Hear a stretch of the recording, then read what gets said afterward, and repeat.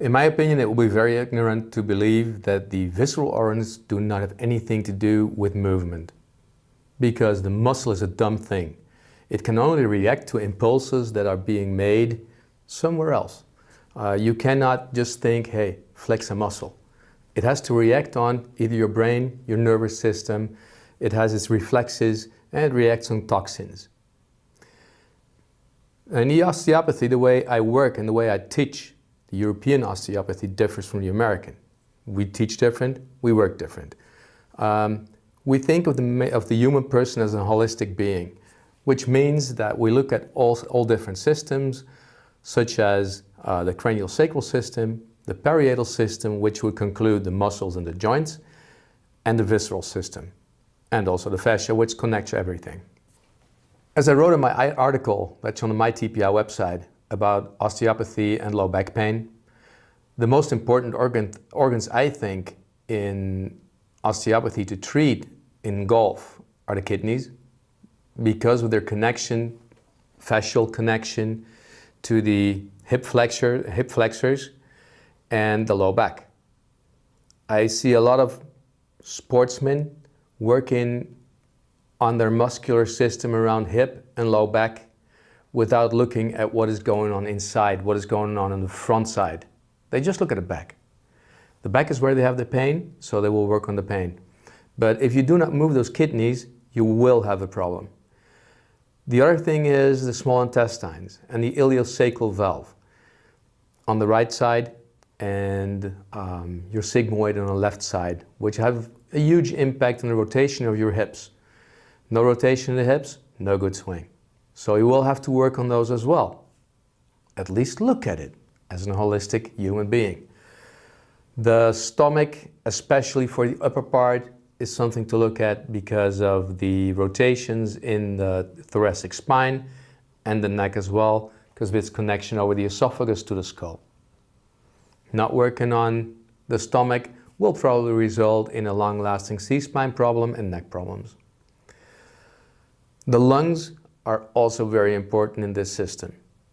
If you tend to hit the ball with your lungs filled, you will not be able to move as well as if you breathe out. Someone who has the tension to only breathe up here, having a diaphragmal problem, lung problem, whatever's in there, they will not be able to move as well. Rotation will get less. If you tend to breathe in and then hit, you will also have a problem in your lower belly, because the tension of your swing will always go there where you're the weakest. It will go to your discs, it will go to your bladder, it will go anywhere where you're weak, and it will create your problem even more until you notice your problem, and it will be pretty late. Where does everybody work? There where it hurts. Now TPI does a very good job to tell you that there where the pain is usually not there where the problem lies.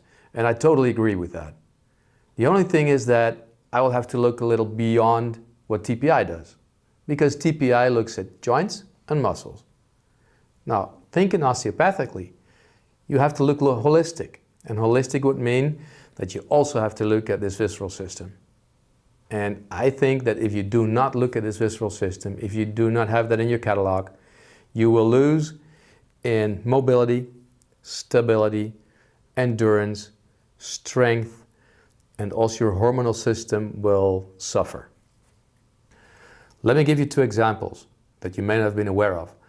One will be about the low back, and the other one will be about the thoracic spine and the neck. If I look at the player I've been treating for a couple times now who had problems in his club head speed, he had a very high tension in his abdomen, in his small intestines. At the moment you have a high pressure in your small intestines, you cannot move as well. So he was losing a lot of muscular power by the tension that he had to correct by the muscles. In my opinion, it would have been about 20% of his muscular power.